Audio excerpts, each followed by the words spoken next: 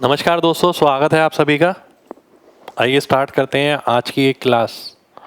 आज के इस सेशन में फिर से वही 5 लाजवाब क्वेश्चन मैं लेकर आया हूं, जैसे मैंने पिछले सेशन में लिए थे। ये सभी क्वेश्चन किताबी क्वेश्चन से कुछ अलग हैं, कुछ हटके हैं, कुछ सीखने के लिए आपको इनके अंदर मिलने वाला है। और सबसे बड़ी बात ये है कि पेपर में जो क्वेश्चन ऐसे आते हैं ना, जो ऐसा लगता है यार हमने किताबों में पढ़े, वैसे नहीं है, हमने मॉक टेस्ट में देखे वैसे नहीं है, इनमें कुछ अलग है। वैसे ही क्वेश्चन लाने की मैंने कोशिश करी है जो रेलीवेंट है। ठीक है, तो आइए स्टार्ट करते हैं आज की क्लास पहले क्वेश्चन के साथ। पहला क्वेश्चन है हमारे सामने, ये ध्यान से पढ़िए, पहले बोल क्या रहा है। एक्स पेन और पेंसिल खरीदता है 5 रुपए और 1 रुपए प्रति टुकड़े के हिसाब से, यानी पेन और पेंसिल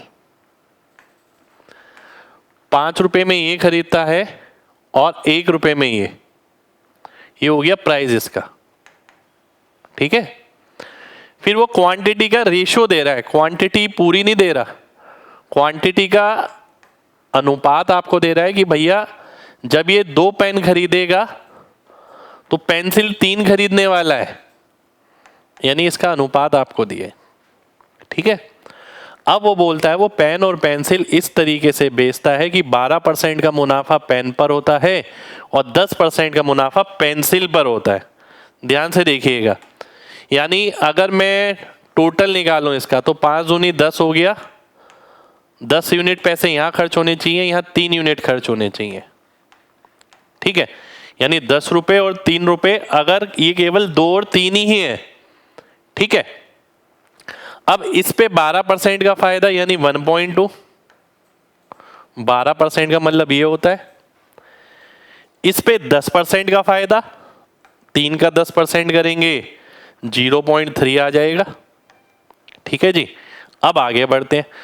अब वो बोलता है यदि उसकी कुल सेल जो है वो 725 रुपए की है, ठीक है, तो पेंसिलों की संख्या पेन की संख्या से कितनी अधिक है। ध्यान से देखिए, 10 और 3 13, 13 और 1.5 यानी 14.5, 14.5 यूनिट उसकी टोटल सेल हो गई। ठीक है, जो उसके पास पैसे आए, ये तो सीपी ही था उसका और ये उसने फायदा कमाया, तो ये नेट उसकी जेब में सेलिंग प्राइस टोटल मिलाकर जो आया वो ये है।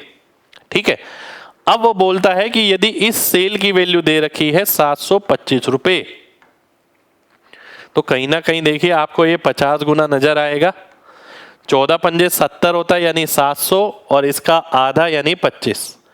आपसे पूछा गया है, पूछा है कि भाई पेंसिल की संख्या पेन की संख्या से कितनी अधिक होगी, यानी 1 यूनिट।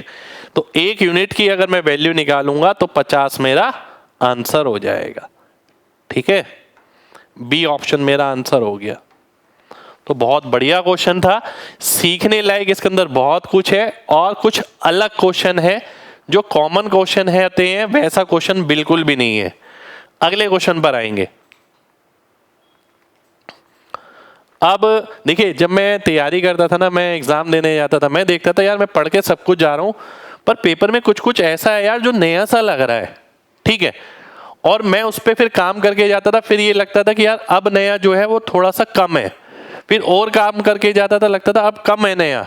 तो ऐसे ही करते करते जैसे जैसे साल बीतते रहे तो हमें ये एहसास होने लगा कि भाई पहले जब हम तैयारी करते थे चीज़ें नई क्यों लगती थी, तो कहीं ना कहीं हमारे अंदर कमी थी, हमने उन पे काम नहीं किया था, हम केवल उसी के भरोसे रहते थे जो किताब में होता था। तो जो मैंने गलती करी, मैं अपनी गलती से आपको यही सब सिखा रहा हूँ कि भाई आपको तैयारी किस तरीके से करनी है, और आने वाले एग्ज़ाम, जब इतने सारे एग्ज़ाम हैं एक साल के अंदर, तो अपनी तैयारी में 0.1% की भी चूक नहीं होनी चाहिए। ठीक है, तो अगला क्वेश्चन भी अगर आप देखें, इसकी कोई कैटेगरी नहीं है कि ये इस टॉपिक का है, पर पेपर में आ जाता है ऐसा क्वेश्चन। देखिए क्या कह रहा है। यात्रियों से भरी एक ट्रेन शुरू होती है, पहले स्टेशन पर ट्रेन के 1/3 यात्री उतरती है और 96 यात्रियों को ले लेती है। अगले स्टेशन पर आधे यात्री बोर्ड पर उतरते समय आधे यात्री उतर जाते हैं ठीक है, आधे यात्री उतरते हैं,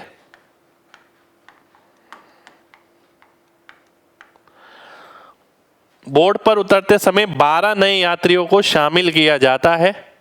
ठीक है, अगर यात्रियों की बोर्ड पर अब 240 की संख्या है तो शुरुआत में कितने यात्री थे? एक यूनिक क्वेश्चन। इस टाइप के क्वेश्चन को आपको क्या करना है, सबसे पहली बात इसे लास्ट से शुरू करना है। ठीक है, आसान लगेगा अगर आप लास्ट से शुरू करेंगे इसे, तो लास्ट से किस तरीके से शुरू करना आइए देख लेते हैं, ध्यान से देखिएगा। आखिर में डब्बे में कितने पैसेंजर हैं? 40 है। 40 कब है? देखिए ये पहला स्टेज है, इसके बाद ये सेकंड स्टेज है। ठीक है, अब वो ये बोल रहा है कि सेकंड स्टेज के आधे लोग उतर गए तो आधे बचे और उसके अंदर 12 शामिल हो गए तो ये 240 हो गए, ऐसा बोला उसने।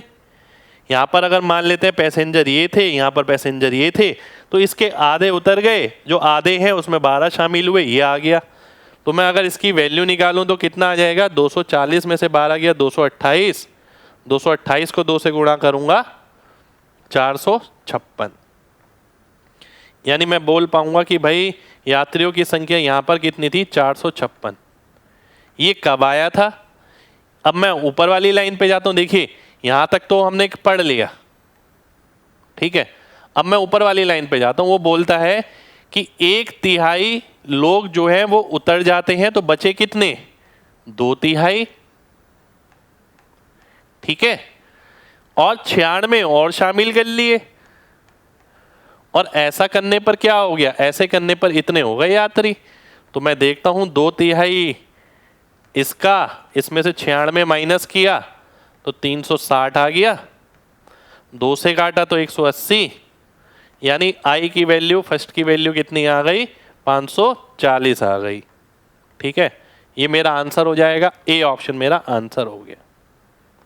ठीक, तो 540 हमारा आंसर आ गया। तरकीब ये है कि इस टाइप का क्वेश्चन आप लास्ट से शुरू करें, चीजें आसान लगेंगी, प्रैक्टिकली रिलेट करिए चीजों को तो और भी अच्छा रहेगा। अगला क्वेश्चन है आपके सामने ये,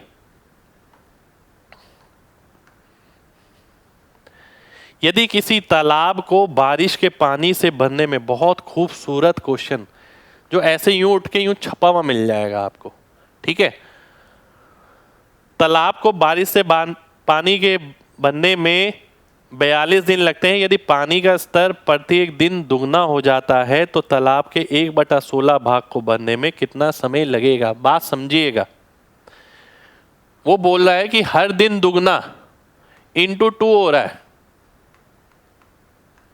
ठीक है, जैसे जैसे आप आगे जा रहे हैं ऐसा हो रहा है। ठीक है, और मैं बोलूंगा कि अगर आप जैसे जैसे पीछे आएंगे तो डिवाइड बाय 2 हो जाएगा। सिंपल सी बात है ना, जैसे जैसे पीछे आएंगे। यानी अगर मैं बोलूं कि 42वें दिन टंकी पूरी भरी थी तो 41वें दिन टंकी का क्या हाल होगा? ये आधी भरी होगी। 40वें दिन टंकी का क्या हाल होगा? ये 1/4 भरी होगी। 39वें दिन टंकी का क्या हाल होगा? ये 1/8 भरी होगी। 38वें दिन क्या हाल होगा? 38वें दिन ये 1/16 भरी होगी। और मेरे को यही निकालना है कि 1/16 वो कौन से दिन भरी होगी, तो 38 दिन, ए ऑप्शन मेरा आंसर हो जाएगा। ठीक है, इसी को आप ऐसे भी देख सकते हैं, भाई 1 से 1/16 में जाना है तो 1/2 आधा, फिर आधा, फिर आधा, फिर एक बार और आधा, यानी 1/2 की पावर 4। इसका मतलब है 4 दिन हमें पीछे जाना पड़ेगा। आप ऐसे भी देख सकते हैं, 4 दिन पीछे जाना पड़ेगा। तो 4 दिन पीछे क्या है? 42 में से 4 घटाओ तो 38 मेरा आंसर आ जाता है। 38 डेज मेरा यहां से भी आंसर आ सकता है, क्यों नहीं आएगा? ठीक है, 38 डेज मेरा आंसर हो गया। बहुत प्यारा क्वेश्चन, बहुत खूबसूरत क्वेश्चन जो आपको सेम एग्जाम में छपा हुआ मिल सकता है। ठीक है, अगर आप प्रीवियस ईयर के क्वेश्चन देखेंगे उनमें कई क्वेश्चन इस सेंस के हैं पर सेम नहीं है। कई क्वेश्चन आपको ऐसे मिलेंगे जिनका कोई टॉपिक नहीं है। अब जैसे ये देखते हैं, ठीक है, ये आप रेशो में भी ले सकते हैं, परसेंटेज में भी ले सकते हैं। अब ऐसा भी हो सकता है कि अगली बार वो क्या बोल दे कि level of water become doubled से क्या लिख दे, इंक्रीजेस बाय 100% ईच डे। ऐसा भी हो सकता है कि उसने ये लिख दिया इंक्रीजेस बाय 100% ईच डे। तो ये सब संभव है। अगला क्वेश्चन देखिए, ये आपके सामने, एक औरत ने कुछ मात्रा में पनीर खरीदा, उसने आधा सोमवार को प्रयोग कर लिया है और बचे हुए का आधा मंगलवार को प्रयोग किया और यह क्रिया गुरुवार तक चलती है। उसने कितने % मात्रा की खपत की सोमवार से गुरुवार तक, आपको यह बताना है। ध्यान से देखिएगा। अगर देखिए, दो तरीके से बताऊंगा मैं इसे। मान लेते हैं उसके पास 1 यूनिट पनीर है, उसने क्या करा, आधा कंज्यूम किया, आधा बचा, ठीक है। अब ये कंज्यूम किया है उसने, ये बचा है। अब जो बचा है, ठीक है, या फिर ये बोल सकते हैं कि ये बचा है, ये कंज्यूम किया है, जो भी आप लेना चाहें आप ले सकते हैं। अब जो बचा है, ठीक है, उसका आधा 1/4, ठीक है, उसने यूज कर लिया, 1/4 बचा, ठीक है। अब फिर आगे जाता हूं मैं। अब इसका आधा उसने इस्तेमाल कर लिया और आधा बचा। ये मंडे, ट्यूसडे, वेडनेसडे, अब थर्सडे की बारी है। आधा उसने फिर से इस्तेमाल कर लिया। अब कुल कितना इस्तेमाल कर लिया उसने,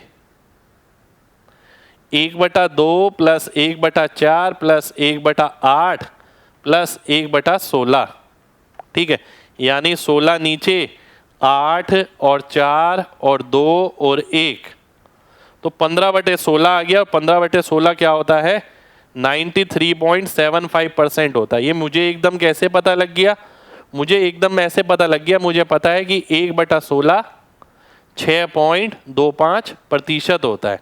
तो 15/16 का मतलब ये हो गया कि 1 में से इसे घटा दो, तो यानी 100 में से आप इसे घटाएंगे तो आंसर आ जाएगा। ये एक तरीका हुआ।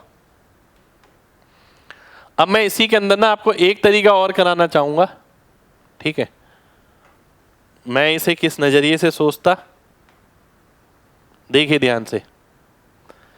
अगर मैं लगातार देखूं तो आधा इस्तेमाल कर रहा हूं, आधा फेंक रहा हूं, फिर लगातार आधा इस्तेमाल कर रहा हूं, आधा फेंक रहा हूं, ठीक है। फाइनली हो क्या रहा है, देखिए फाइनली ये हो रहा है कि 4 बार, मंडे, ट्यूसडे, वेडनेसडे, थर्सडे, हर बार 2-2 से भाग करना। ये मैं आपको पहले भी सिखा चुका हूं। तो मैंने 16 यूनिट पनीर ले लिया, 16 में से 8 मैंने इस्तेमाल किया, ये इस्तेमाल किया, 8 बचा। फिर 8 में से 4 बचा, 4 मैंने इस्तेमाल किया। फिर 4 में से 2 मैंने इस्तेमाल किया, 2 बचा। फिर 1 मैंने इस्तेमाल किया, 1 बचा। तो ये इस्तेमाल किया हुआ है, ठीक है।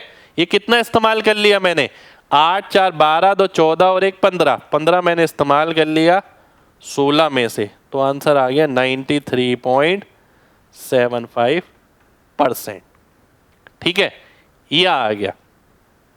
आप 1/2 भी कर सकते हैं कि भाई हाफ हाफ बच रहा है 4 बार, ठीक है। तो 1/16 बचेगा लास्ट में। तो क्या आ गया, फिर से आ गया कि भाई खपत कितनी हुई, 15/16 की। यहां से भी आप देख सकते हैं, ठीक है। तो मेन बात है कि आपका लॉजिक क्लियर होना चाहिए। आपके पास 3 सॉल्यूशन मैंने बताए, एक ये, एक ये, एक ये, ठीक है। इतना बड़ा करने की जरूरत नहीं है, पर बच्चे बहुत बार करते हैं ऐसे। आप ये रखिए, सबसे बेस्ट है। नहीं तो आप ये भी देख सकते हैं, हर दिन आधा आधा आधा आधा हो रहा है और 4 बार हो रहा है। तो आखिर में 16 में से 1 ही बचा होगा, 15 खर्च हो गया होगा, ठीक है। चलिए आगे बढ़ते हैं। अगले क्वेश्चन पर आते हैं, क्योंकि ये लगातार क्या है, सक्सेसिव है, लगातार डिक्रीमेंट। ध्यान है आपको, लगातार डिक्रीमेंट हम कैसे करते थे भाई, 50% यूज हो रहा है, ठीक है, यानी पहले दिन वो दो में से एक इस्तेमाल करता है, ठीक है, फिर अगले दिन फिर से दो में से एक इस्तेमाल करता है, एक बचता है, फिर एक बच गया, फिर एक बच गया, फिर एक बच गया, तो ये फाइनली वो आ गया जो है, ये फाइनली वो आ गया जो बचा है, आंसर आ गया लगातार परसेंटेज। ध्यान है कि भाई आधा इस्तेमाल कर लिया तो आधा बचा, फिर उसका आधा बचा, फिर उसका आधा बचा, फिर उसका आधा बचा, 4 बार हो गया, सीधा आंसर आ गया। अगला क्वेश्चन देखिए, लास्ट क्वेश्चन, एक बहुत अच्छी कैटेगरी का क्वेश्चन है। जॉन को नियमित काम के प्रति घंटे 57 रुपए, ओवर टाइम काम के प्रति घंटे 114 रुपए मिलते हैं। वह कुल मिलाकर 172 घंटे काम करता है और ओवर टाइम घंटों से उसकी आय नियमित घंटों से उसकी आय का 15% है। फिर उसने कितने घंटे ओवर टाइम किया? देखने में ऐसा लग रहा है कुछ अलग टाइप का क्वेश्चन है, ठीक है, ध्यान से समझिएगा। सबसे पहले किसी भी व्यक्ति को आय जो मिलती है तो उसका भत्ता प्रति घंटा इनटू टाइम, क्योंकि यहां प्रति घंटे के हिसाब से चीजें, उसने बोला मेरा प्रति घंटा इतना है, इतने घंटे में काम करूंगा और वो पैसे ले जाएगा, ठीक है। अब यहां आप देखिए इनकम दो तरीके की है, एक है रेगुलर और एक है ओवर टाइम, ठीक है, ध्यान से देखना। Over time income regular income की 15% है। रेगुलर इनकम अगर 100 है तो ये 15% यानी 15 हो गया, ठीक। आगे देखिए, रेगुलर में जो भत्ता है वो है 57 रुपए और यहां पर कितना है 114 रुपए। यहां पर जो टाइम लग रहा है मान लेते हैं वो आर है, यहां पर जो टाइम लग रहा है वो मान लेते हैं ओ है, ठीक है भाई। ये भत्ता हो गया प्रति घंटे का, ये समय हो गया और ये इनकम आ गई। इनकम का अनुपात उसने दे रखा है, वो बोल रहा है ना कि ओवर टाइम की जो इनकम है वो 15% है रेगुलर से, ठीक है।